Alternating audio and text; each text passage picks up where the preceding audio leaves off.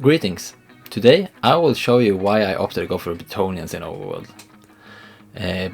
It's kind of a silly reason actually, it's basically that I got this idea.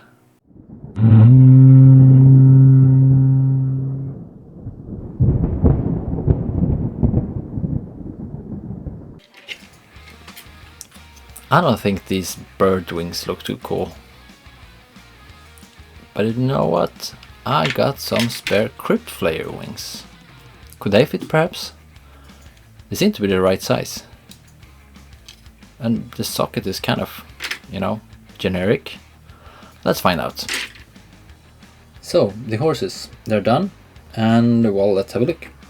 Starting with this guy, which I think was the one that turned out the best. For a few reasons. One is that, well, it just looks kind of natural. I don't know if it's natural to say that a horse has wings, though. There are no horses with either bird wings or bat wings. I have no idea what a horse with bat wings would be called in sort of fantasy fauna, but I don't know if it's still a Pegasus or if it's a bat horse. Who knows? Anyway, it looks kind of nice, I think. It looks kind of natural, the sort of size of the wings and direction and the sort of slightly asymmetrical pose here. It really fits well. And I basically just, held the wings in place and rubbed them with this plastic cement here. Just put a lot of plastic cement and I just put them there and rub them back and forth a little bit and rock them back and forth. And it has a really nice fit. There are some little gaps and stuff like that, but I'll just fill them up with green stuff when I pimp them with, green stuff and skulls and stuff later anyway. So it's in total a nice looking flying horse thing. Just like this guy. A bit more of a symmetrical wingspan going on here, but still looks very natural and sort of nice. You can tell it's a flying horse. And the only problem is that it's kind of wide, the wings are kind of wide, it's kind of hard to fit them together. But I realized they're not actually wider than the original wings. It's just that the original wings are a bit shallower, so you can actually fit them in some sort of zigzag pattern easily.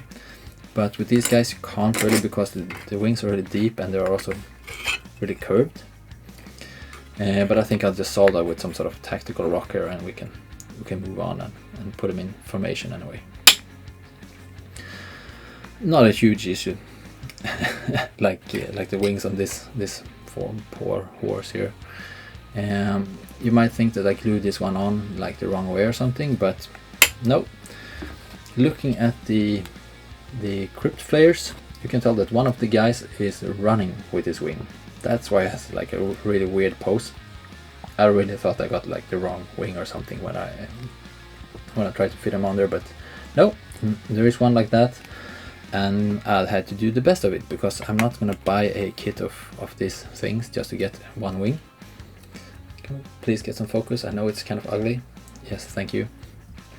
But I did what I could with it, I put it on this horse that has sort of a skewed approach to life. And I put the head on a little bit skewed as well. I don't think I've done mold line removal there. Well, it's gonna go.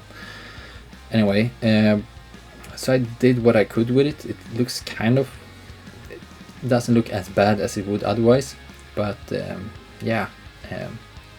hope it will turn out nice and sort of look nice in the whole everything together. But it was also kind of tricky because you had to take the rider into account, because otherwise, you can't really fit them in there. It's a really snug fit there with the shield. So there were not that many options either. But I think in the end it was as great as it could be. There was actually some problems with this horse as well. You can tell that I've actually cut these little fingertips here, whatever you call this, tails, like the spikes here. So I had to cut these because otherwise you could never get the rider in there. It's hard as it is. Yes, you have to get the sword in the right direction first, and then you have to put it there. You cannot actually not fit the rider in there with it. You can tell there was a spike going straight into the side here. But you know, just cut it off and then it will be fine. Small things like that, it doesn't really matter. So in the end, I think it is a success. The wings do fit these horses. They're now all ready for priming here. They've been pimped with skulls and also done a head swap and added some accessories. And well, there's a bit of green stuff going on in their armpits of the horses. And the riders have got some sort of, I don't know, a big collar there, looking kind of vampire-ish, because I wanted to hide the fact that the neck looks really stupid when you sort of cut it off these heads. They're supposed to be pointing forward. But otherwise, pretty much nothing going on, ready for priming.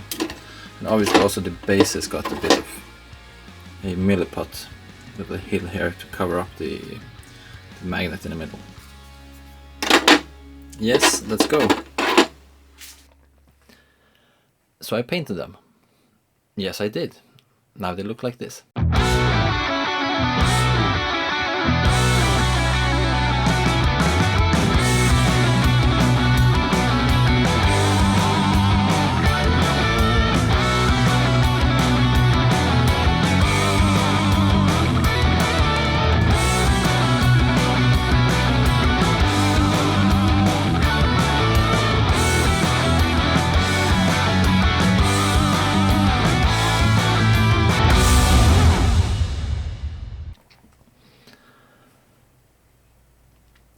They kind of look like vampires. Are they vampires? Is it really important? It's a plastic toy soldier. He can be a vampire if I tell him to. The more important question is, do I like them? And yes, I do. I think they turned out perhaps not as I hoped for and expected, but at least on the same sort of level as I hoped for and expected. Not really a masterclass in any way, but a really decent tabletop together with a grimdark vibe. Yeah, turned out great.